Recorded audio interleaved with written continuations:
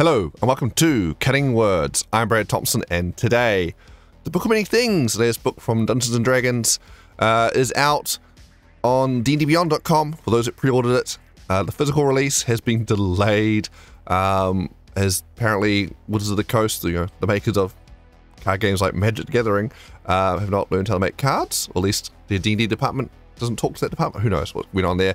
But there was an issue with the cards. A lot of complaints came in from early review copies, and so they've held back the release. So rather than the physical release coming out in a couple weeks, about 12 days, I guess, it is going to be, who knows? They haven't actually announced what date it's going to be. So hopefully it makes up for Christmas for their profit margins, but oh well.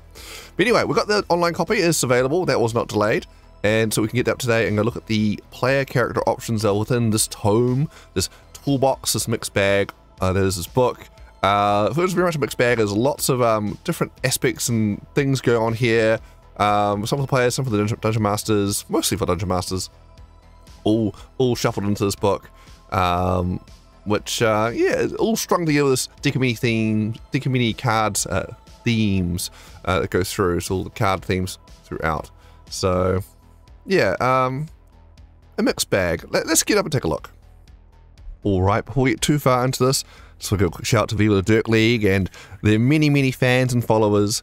There's been a big jump in subscriber count over the last couple of weeks since my terrain has started showing up in the Viva the Dirt League D&D videos. So if you're watching this video and you're not aware of Viva the Dirt League and the D&D games, check them out. I'll put a link in the description below of the video to go check them out if you haven't already. But if you have come here from Viva the Dirt League, welcome. Thanks for subscribing. And yeah, let's look at this book. All right, the Book of Many Things. So here's the contents page. It is immediately, I see what they're doing. They got it named after the 22 cards in the original Deck of Many Things deck. And for those that aren't aware, the Deck of Many Things is a legendary artifact, this magic item that's being used throughout all Dungeons & Dragons. All the editions, basically. And you draw a card from this deck, and random things happen. World-altering things. Your character can be whisked away, their soul ripped out of their body and trapped in another dimension. You can gain a level, gain magic items, a little risk and reward of the randomness of this deck. Death can show up and fight you to death, literally. So yeah, lots of crazy things. So each chapter is broken up to the name of the card, and let's make it a little difficult to find things. Like, well, we'll look player character options. We're gonna need to look at. Let's see. We got, well, magic items are scattered everywhere, so every other chapter seems to have magic item section. But we've got, let's see, character options, sage, character options in the bottom here. So, which is the feat. We've got one feat in this book, and we've got a couple of spells. And then the next chapter is the backgrounds. There's two backgrounds in here. So we've got a split across two chapters there, the player character options. So, I see what they're doing because the fun card theme, but a little annoying to find things. Thank goodness for D&D Beyond, where you can kind of search through this stuff, so you can search for all the monsters in the book, rather than searching through the book for the scattering monster stat blocks, that sort of thing. Same with the magic items. We'll do the magic items in another video.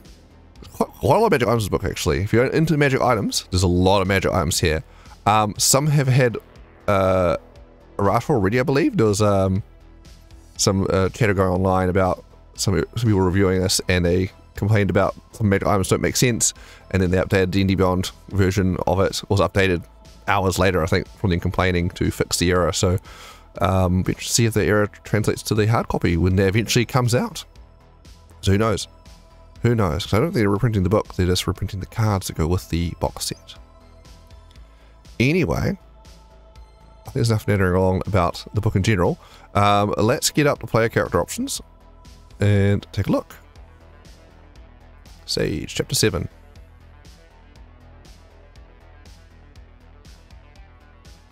Alright. So we have the one feat, the one and only feat, the Cartomancer. Alright, the Cartomancers use cards as a focus for arcane power. Talk to your DM to see if this feat is available for you in your campaign. So, people don't kind of take it without, willy-nilly, without checking the DM first. This is a permission required feat. The Cartomancer prerequisite 4th level spellcasting feature is also required there. You've learnt to channel your magic through a deck of cards. You can use a card deck, use your spellcasting focus, and you gain the following benefits. Card tricks. You learn a prestidigitation cantrip and can use it to create illusions that duplicate the effects of stage magic. When you use prestidigitation in this way, you can conceal the verbal and somatic components of the spell as ordinary conversations and card handling. So, so those first two features here, so you can use a deck of cards with your spell focus, rather than a wand or whatever, and you can basically use prestidigitation to do card tricks and things, and kind of play it off as just regular card tricks and whatnot. You know, so you can be a magician. Mechanically, there's not much benefit to either of these, but hey, good fun. I played for a one-shot a magician type character.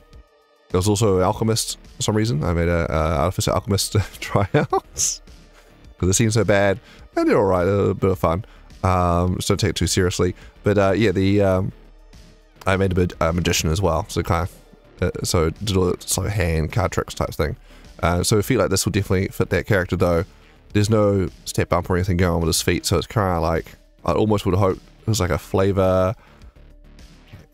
Why is it got prerequisite 4th level? I feel like this is a feat that you should get in your background. If you do background magician, gets 3 feet or whatever, not spend a whole 4th level slot on this because it doesn't do that much so far. There's one more ability that does make it a bit better, but even then, we've got Hidden Ace. There's literally an ace up your sleeve. When you finish a long rest, you can choose one spell from your class's spell list and imbue that spell into a card. The chosen spell must have a casting time of 1 action, and it must be a level for which you have spell slots. The card remains imbued with the spell for 8 hours. While the card is imbued with the spell, you can use a bonus action to flourish the card and cast a spell within. The card then immediately loses its magic. Aha, you triggered my trap card. Oh, reveal your card. Counter spell. Well, not counter spell, because it's been action. But anyway. I've been playing too much Mono Blue Control Magic the Gathering. I don't know why no one wants to play Magic cards with me. Anyway. So yeah, the Hidden Ace. So yeah, there's some fun potential with that, maybe, I guess. Well, those people who aren't a sorcerer quick in spelling, you're like, oh, I wanted a bonus action cast a spell. You got an option there. But I don't know, like, I think I'd rather take Meta Magic Adept over this feat, which is the Meta Magic Adept gives you the 2 sorcery points and ability to, and 2 Meta Magic options, which you could take quick and spell. So it's a once per day bonus action cast with more flexibility. Alright. So yeah, doesn't seem worth the feat slot, but hey, good fun. Could be a fun one for a GM to reward to a player for doing something as a bonus for extra free feat. As it's not too powerful that I can see as a free reward being not an issue really, balance at all. There's a few feats like that in the game where it's like, oh, sure, you can just have it, it's fine. Or yeah, background type feat. Yeah, the 4th level prereq on it seems like an odd choice. Alright, so that's the one feat, the one and only feat. Yeah, I see there's not many player options in this book. I've got 3 spells now. That's right, we've got a 2nd level Spirit of Cards, which is a conjuration spell for the Bard, Sorcerer, Warlock, and Wizard. We have a third level, we have Antagonize, enchantment spell for the Bard, Sorcerer, Warlock, and Wizard again. And then for the 4th level, Spirit of Death, which is a necromancy spell. This requires concentration for the Sorcerer, Warlock, and Wizard.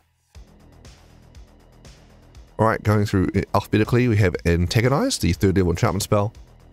Casting time 1 action, range 30 feet, components, verbal, somatic, and material. Playing card depicting a rogue. Duration instantaneous.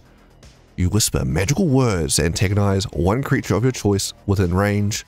The target must make a wisdom saving throw. On a failed save, the target takes 4d4 psychic damage and must immediately use its reaction to make a melee attack against another creature of your choice that you can see. If the target can't make this attack, for example because there's no one within its reach, or because its reaction is unavailable, the target instead has disadvantage on the next attack roll it makes before the start of your next turn. On a successful save, the target takes half as much damage only. At high levels, when you cast a spell, you can spell slot 4th level higher, the damage increases by 1d4 for each spell slot above the 3rd. Don't bother upcasting this, that 1d4 extra damage is not worth it. Yeah, you're not using the spell for that. 44 psychic damage. That's so bad. Such a low number of damage there for 3rd level spell. It is to try and get enemy to use up their reaction and also hit someone. Attack. Let's see, reaction to make a melee attack against another creature of your choice. So you get to choose the creature. Oh, good. I was going to say, like, wouldn't this take your friend? Because there's always a fighter or paladin or barbarian or someone charged up ahead next to them already. So yeah, okay. So you can get them to burn their reaction and smack their friend around. Lol. Especially if it's a creature that does a lot of damage with one hit. That would be quite amusing. And then the reactions used, your mate or you could potentially get our dodge. So yeah, some uses there. Like a level 3 Shocking Grasp, basically. That does maybe less damage. 44. Anyway. Yeah. I don't see me taking this spell. It's not particularly good, but I see some niche uses for it. Especially because bards do get it, so very bardy, isn't it? Yeah, Spirit of Death, 4th level necromancy, cast time 1 action, range 60 feet, components verbal semantic material, a gilded playing card with at least 400 GP depicting an avatar of death. So you need to go buy a 400 gold playing card. You know, go hit at the trading card store, find this rare card, and off you go. Duration, concentration up to 1 hour. You call forth a spirit that embodies death. The spirit manifests in an unoccupied space you can see within range and uses the Reaper Spirit stat block. The spirit disappears when it's reduced to 0 hit points or when the spell ends. The spirit is an ally to you and your companions. In combat, the spirit shares your initiative count and takes its turn immediately after yours. It obeys your verbal commands, no action required for you. If you don't issue the spirit any command, it takes dodge action and uses its movement to avoid danger. At high levels, when you cast a spell using a spell slot of 5th level or higher, use a high level whenever the spell's level appears in the Reaper Spirit stat block.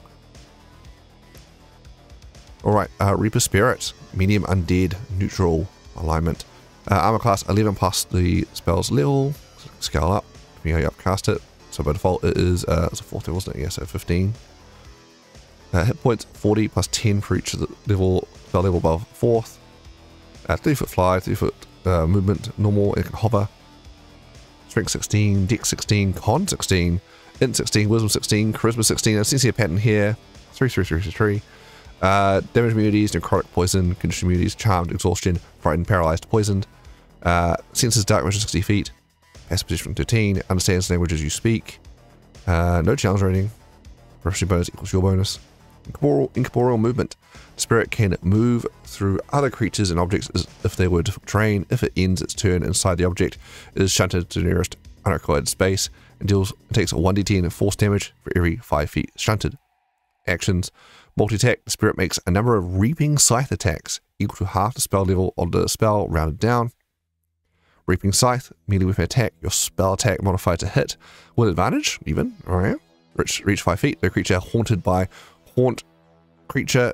Okay, so we were haunted. Takes 1d8 plus 3 of the spell's level necrotic damage. Alright. So it's d8 plus 7 base level. Bonus actions. Haunt creature. The spirit targets a creature it can see within 10 feet of itself and begins haunting it. While the target is haunted, you and the spirit sense the direction and distance to the target if it is on the same plane of existence as you. Additionally, if the target starts its turn within 10 feet of the spirit, the target must succeed on a wisdom saving throw against the spell save DC or have the frightening condition until the spell or the target's next turn. Until the start of the target's next turn, the target remains haunted until it dies, the spirit disappears, or the spirit uses this action again. Oh, so it's a little fear condition, and it can chase people. There's an extra mechanical benefit there. They're getting away. Knows where they're going. Cool. And I think the biggest get here, because this is very similar to Summon Undead spell, which we got from Tasha's, and that gives you more options of choosing which undead flavor you'd like. But the big benefit for this is sorcerers get it. Yeah, sorcerers don't normally get summon spells, so sorcerer has an option for a summon if they really want. They can summon death itself to go forth. Yay. But otherwise, yeah, it's fine. And finally, Spray of Cards. Level 2 Conjuration.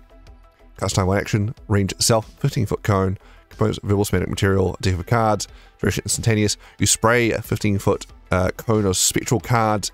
Each creature in the area must make a dexterity saving throw on a failed save. The creature takes 2d10 force damage and has the blinded condition until the end of its next turn. On a successful save, a creature takes half as much damage only.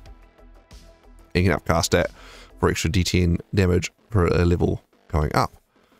And that's the spells. Spell cards. I mean, it's okay. It's nice to have an option there. Again, I think it's good for, actually this one for bards. It's on the bard spell list, spell cards. It's nice having another damage option for them because I don't get many of those. Nice little debuff, like Access, because I'm currently working on a sword bard character actually for a game. So this spell springs to mind. Like I'm a bard, it's already upper melee anyway. Could be quite useful to do a little cone attack, go for the low level game part of the game anyway. And the cone attack and blind condition could be quite good. So definitely, I think it could be contended there. But yeah, it's not. I don't see many people like jumping for this spell. Like, oh yes, we're gonna get the spell. It's fine. There's no tool for the toolbox. It's very much like this book. This whole book is just a bunch of toolboxy things. So like player character options. That's all the spells and feats. Oh, feat, should I say? In the book, there is now 2 backgrounds. They do give you feats. So we'll look at those. And that'll be it for the player character options. There's not much here. So if you're a player, probably don't want to bother getting this book. You probably want to just ask your DM who's probably bought this book, because there's a lot of DM things in here. Less so for players. Alright, let's go with the table of contents. So the thing I like most about this book is actually probably the dungeons. There's a few chapters here that have maps and dungeons for like, you got your adventure set up for the hall. If you draw the card from the deck, that gives you a castle you have to go claim. It's got a bunch of encounters to do at the castle, and map of the castle is quite cool. And the donjon, the interdimensional kind of prison place dimension where you get trapped in with other cards, and like it's got a whole map, dungeon map, and set up for that. So that's quite cool. I really like those. What they delivered there for those. D&D, Dungeons and Dragons, they've always done a great job at dungeons.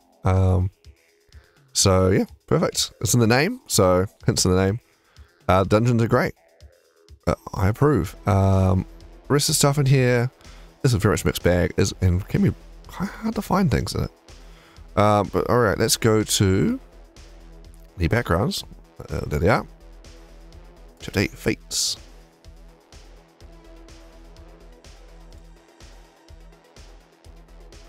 Alright, so we've got 2 backgrounds, the Rewarded and the Ruined.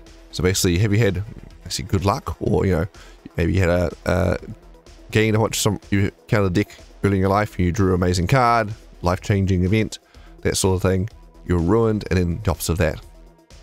You're rewarded, the opposite of that is ruined.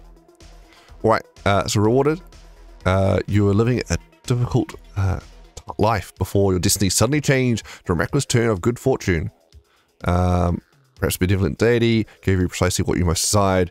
You might have stumbled across a deck of many things and drawn a card with a potent positive effect, or maybe you inherited a modest fortune from a distant relative you didn't know you had. Regardless, you left your daily miseries of your old life behind in favor of a life of adventure and excitement. Haha! Your old debts have been paid, responsibilities you thought inescapable are behind you, and you suddenly possess rare and unusual skills unknown to ordinary folk.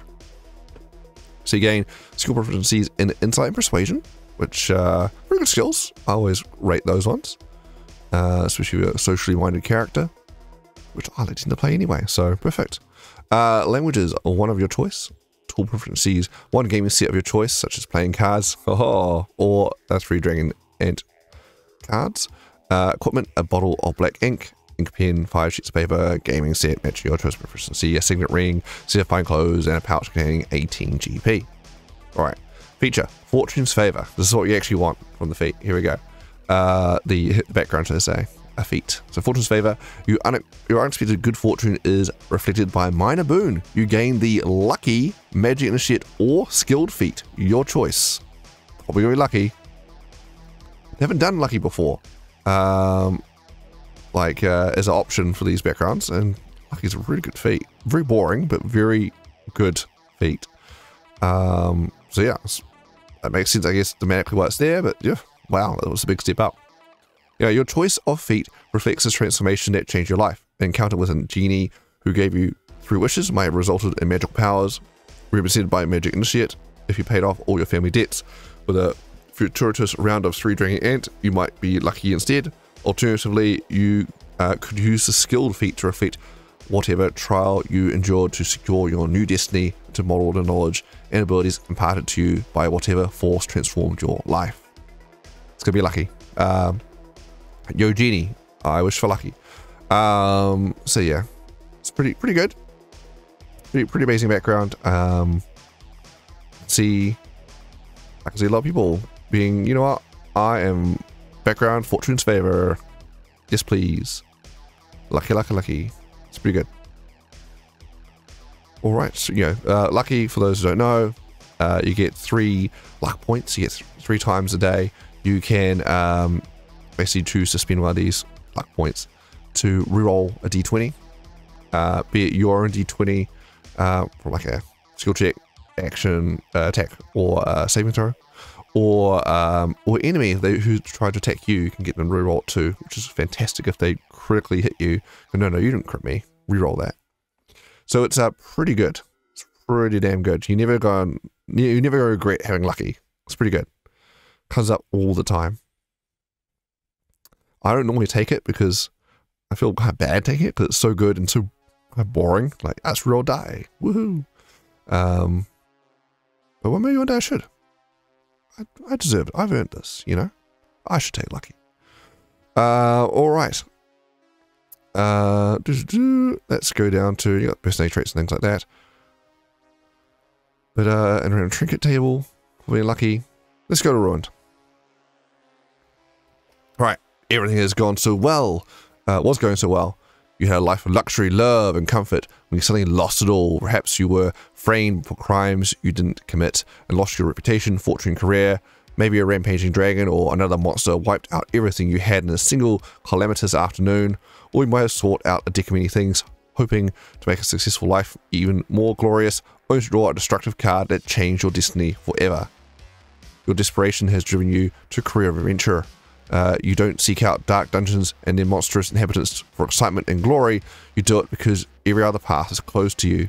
And you have risen high on Fortune's wheel once before, and with luck and fortitude, you can do so again. You get stealth and survival proficiencies there. Skills, yeah, solid. There's stealth is. Survival can be kind of missed depending on the adventure. How outdoorsy are you doing? Languages are one of your choice. Tool proficiencies, oops. One gaming set of your choice, such as playing cards, all 3 Dragon Ant.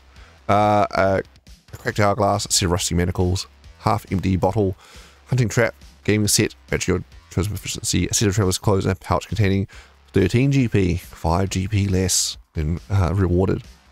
Feature, still standing. Alright. You have a withered, ruinous misfortune, and you possess hidden reserves others don't expect. You gain the alert, skilled, or tough feat, your choice. I've been quite partial to the alert feat. Obviously, it's quite cool going first in combat. You know, it's quite neat. Not surprising me. You know, I got +5 initiative there. It's quite neat. It's one of those feats that I always liked, but I don't think I've ever actually taken in the end. Or maybe for one shot I took it. But it's kind of one of those feats that I've always struggled to find room to put in. So if I can get it free from my background, awesome, because I normally have room for alert. But it's one feat I've always wanted to take. But it's never quite made the cut. Like, it's like, oh, I'll get my stat bumps up, and there's other things I need to, you know, what you do. Alright, so your choice of feat reflects how you've dealt with the terrible loss that changed your life forever. If you kept your senses sharp for every opportunity and climbed your way out of misery by seizing the tiniest scrap of hope, choose alert. If you redoubled your efforts to reclaim what was once yours, choose skilled. If you're stoically preserved through your misfortune, select tough. And there you have it. That is the backgrounds, 2 backgrounds there, and that is all the player options. There's a tons of magic items, which we'll cover in a separate video because there's a lot of them. A lot of magic items. It'll probably take a while to go through those. So it's a quick video today covering those player character options in the Book of Many Things. And it's confusing contents page. And there you have it. That's all the player character options in the Book of Many Things. Join me next time we do the magic items, which includes more cards to add to the Deck of Many Things, the Deck of Many More Things, which the deck is now being expanded from 22 to 66 cards, which is very interesting. Perhaps when they finish, reproducing the Book of Many Things physical copy with the cards, perhaps I'll have a crack at it. Yes, I had never actually run the Deck of Many Things in a campaign before. Maybe it's time, once they got the actual prop for it, they give it a crack. I might slip it into a campaign sometime and see what happens. Why not? Why not? What's the worst that can happen? It'll be fine. What definitely won't derail the whole adventure. That's for sure. We'll figure it out. It's all good fun. All right. If you're already subscribe to the channel, help the channel grow. We're very, very close to 1,000 subscribers. That's a mythical number, the legendary number that YouTube algorithm demands to kind of reach the next echelons of YouTube-ness, YouTube glory. So if you can help me reach that. My goal is to reach the 1,000 number by the end of the year, which I think we're well on track for. Thanks to a lot of growth we had lately. Thanks again, Viva Dirt League and Rob Hartley. Thank you so much. All right. Until next time, I'm Brad Thompson. This has been Cutting Words. Catch you around. Happy gaming. See ya.